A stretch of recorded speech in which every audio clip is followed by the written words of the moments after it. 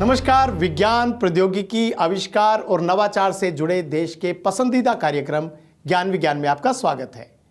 इस हफ्ते की ताज़ा जानकारियों के साथ मैं राकेश अंदानिया एक बार फिर से हाजिर हूं। किस तरह से पारंपरिक ज्ञान को सजो रही है ट्रेडिशनल नॉलेज डिजिटल लाइब्रेरी और तेल प्रदूषण को कम करने की नई तकनीक कौन सी है, जानेंगे आज के अंक में।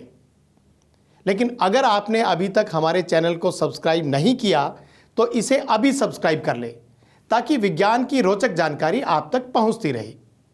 अब सबसे पहले नजर डालते हैं इस अंक की सुर्खियों पर। भारत में पारंपरिक ज्ञान को सजोने वाली CSIR traditional knowledge digital library अनेक भाषाओं में पारंपरिक ज्ञान को करती है सुरक्षित। पानी और तेल के मिश्रण को अलग करने वाला मटेरियल विकसित, तेल प्रदूषण को कम करने में मिलेगी मदद।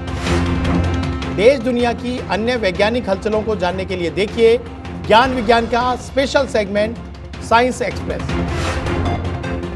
और इस हफ्ते इतिहास में कौन सा दिन क्यों है महत्वपूर्ण, देखिए हिस्ट्री ऑफ साइंस। और अब खबरें विस्तार से। भारत हमेशा से ही ट्रेडिशनल नॉलेज यानी परंपरागत ज्ञान का गढ़ रहा है, फिर चाहे वो शिक्षा का क्षेत्र हो या चिकित्सा का, विज्ञान का हो या तकनीक का। भारत ने हमेशा से ही अपने ज्ञान के जरिए अनेक समस्याओं का हल खोज निकाला है। लेकिन समय के साथ अगर इस ज्ञान को सुरक्षित ना रखा जाए तो अनुचित उपयोग होने और इसके विलुप्त होने का खतरा बना रहता है। इसी परंपरागत ज्ञान को संरक्षित करने के लिए भारत में ट्रेडिशनल नॉलेज डिजिटल लाइब्रेरी की स्थापना की गई है। क्या है TKDL, विस्तार से जानने के लिए देखिए ज्ञान विज्ञान की ये रिपोर्ट।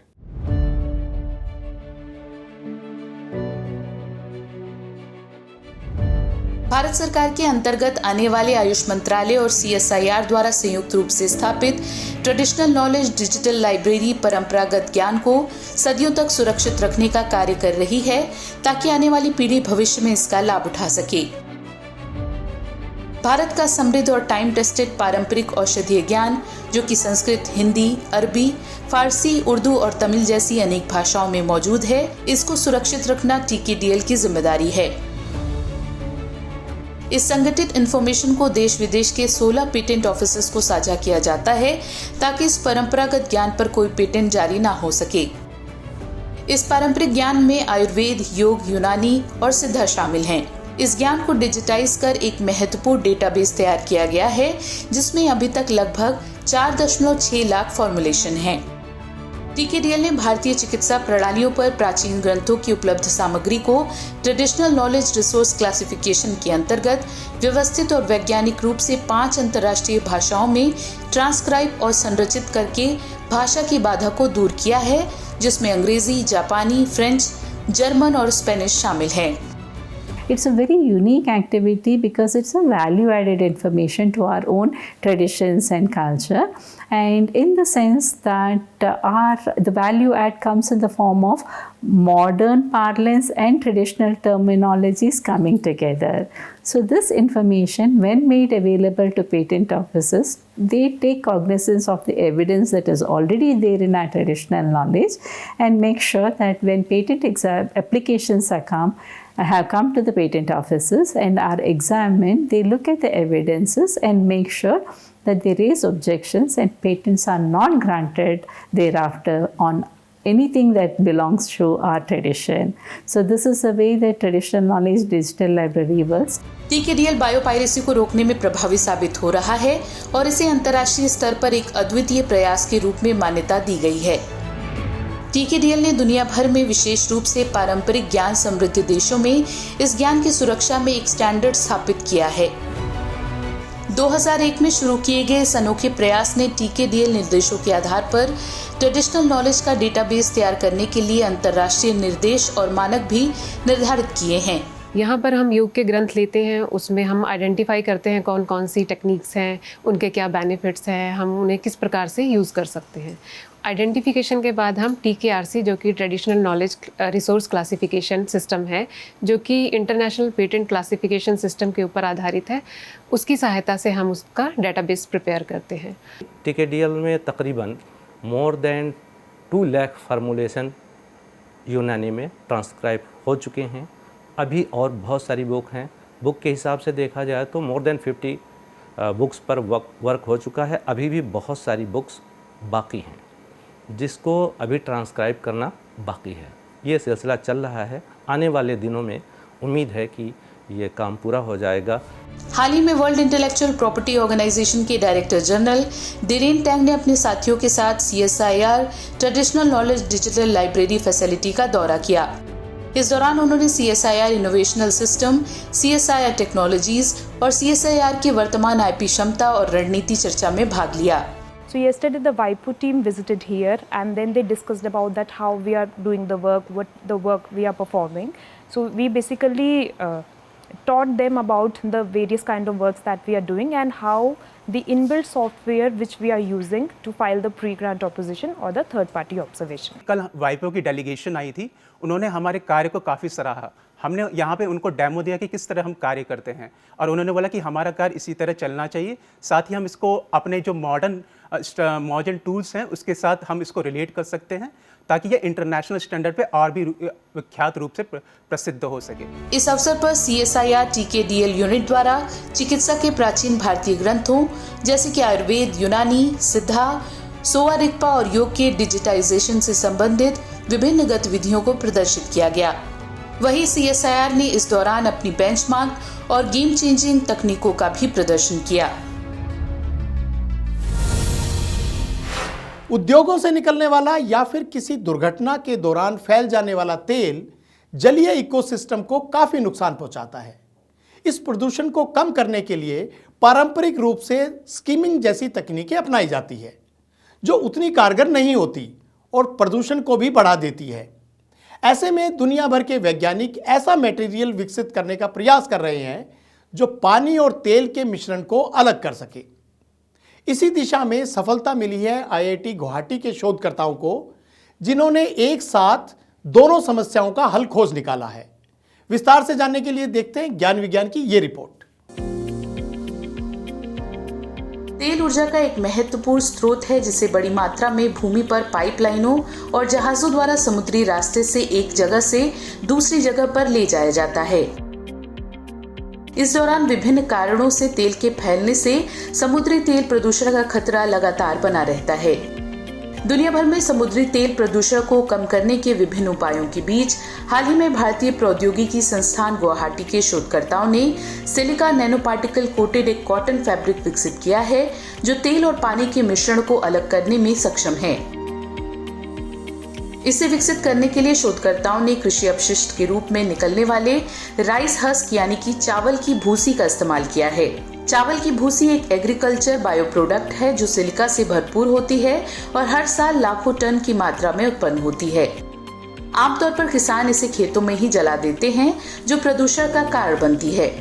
ऐसे में IIT गुवाहाटी के शोधकर्ता चावल की भूसी का उपयोग 3D सॉर्बेंट बनाने में कर रहे हैं जो सेलेक्टिव फिल्ट्रेशन मेथड की मदद से तेल प्रदूषण को कम करता है। इस प्रक्रिया में चावल की भूसी को धीरे धीरे गर्म कर चारकोल में परिवर्तित किया जाता है जिसे बायोचार भी कहा जाता है। इसके बाद इस बायोचार को सिलिका नैनो कणों में परिवर्तित करने के लिए और गर्म किया जाता है।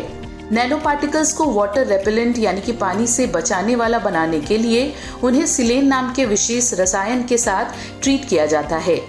फिर इस ट्रीटेड नैनो पार्टिकल को कॉटन मटेरियल पर लगाया जाता है जिसके बाद एक प्राकृतिक 3D सॉर्बेंट बनकर तैयार होता है जो तेल और पानी के मिश्रण को अलग करने में सक्षम होता है। शोधकर्ताओं द्वारा किए गए प्रयोगों में सामने आया कि कोटेड कॉटन फैब्रिक मुख्य रूप से तेल को सोखता है जबकि अनकोटेड सैंपल तेल और पानी दोनों को सोखता है। शोधकर्ताओं द्वारा विकसित ये सुपर हाइड्रोफोबिक मटेरियल 98% तक प्रभावी है और बार बार उपयोग करने और कठोर वातावरण के संपर्क में आने के बाद भी अपनी कार्यक्षमता को बनाए रखता है। तेल को सोखने वाले इस 3D पदार्थ के बारे में प्रतिष्ठित international journal biomass and bio energy में प्रकाशित किया गया है। और अब नजर डालते हैं विज्ञान जगत की कुछ और ताजा गतिविधियों पर हमारे सेगमेंट साइंस एक्सप्रेस में। भारतीय अंतरिक्ष अनुसंधान संगठन इसरो का दूसरा स्पेसपोर्ट, जो विशेष रूप से प्राइवेट सेक्टर द्वारा विकसित स्मॉल सैटेलाइट लॉन्च व्हीकल के लिए समर्पित होगा, तमिलनाडु के थुथुकुडी जिले के कुलशेखरपट्टिनम में अगले 2 साल में बनकर तैयार होगा। ये जानकारी हाल ही में Indian National Space Promotion and Authorisation Centre in space के चेयरमैन डॉक्टर पवन गोयनका द्वारा दी गई है। उनके मुताबिक इसके लिए 2000 एकड़ जमीन का अधिग्रहण कर इसरो को सौंप दिया गया है और अगले 2 सालों में इसे शुरू किया जाएगा।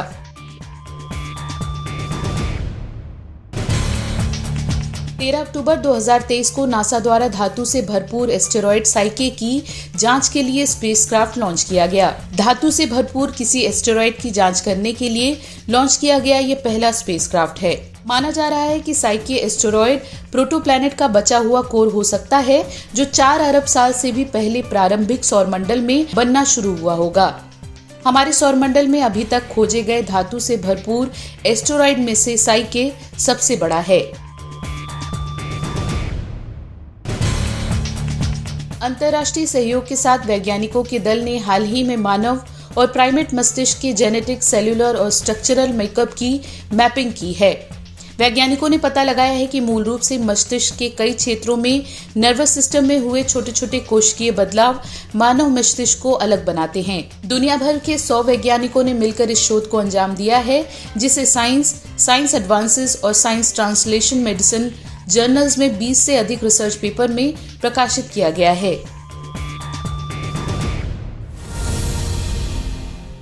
इतिहास के पन्नों में दर्ज वैज्ञानिक उपलब्धियों को जानने के लिए आइए देखते हैं ज्ञान विज्ञान का special segment history of science.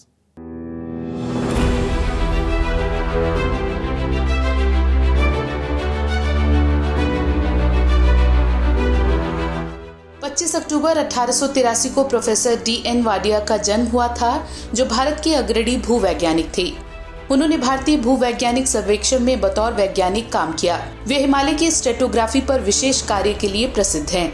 उन्होंने भारत में भूवैज्ञानिक अध्ययन तथा अनुसंधान संस्थान स्थापित करने में अहम योगदान दिया। उनकी स्मृति में देहरादून स्थित हिमालयी भूविज्ञान संस्थान का नाम बदलकर वाडिया हिमालय भूविज्ञान संस्थान कर दिया गया।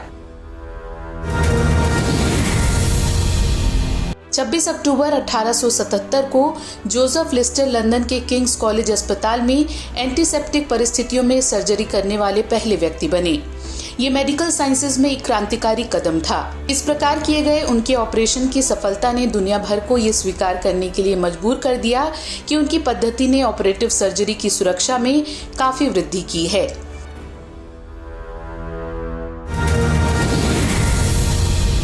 28 अक्टूबर 1969 को भारत में पहले बॉइलिंग वाटर परमाणु ऊर्जा स्टेशन ने महाराष्ट्र के तारापुर में कमर्शियल ऑपरेशन शुरू किया। 160 मेगावाट बिजली उत्पादन वाले पावर स्टेशन में 2 परमाणु रिएक्टर TAPS यूनिट 1 और 2 शामिल हैं। ये सोवियत संघ के बाहर एशिया का पहला परमाणु पावर स्टेशन है। 30 अक्टूबर 1909 को भारतीय परमाणु कार्यक्रम के नायक होमी जहांगीर भाभा का जन्म बॉम्बे में हुआ था। वे एक परमाणु भौतिक विज्ञानी और संस्था निर्माता थे, जो Tata institute of fundamental research के संस्थापक निदेशक थे। देश की आजादी के बाद वैज्ञानिक और परमाणु प्रतिष्ठानों पर प्रभुत्व रखने वाले होमी जहांगीर भाभा का लक्ष्य भारत को परमाणु महाशक्ति बनाना था। तो आज के अंक में बस इतना ही।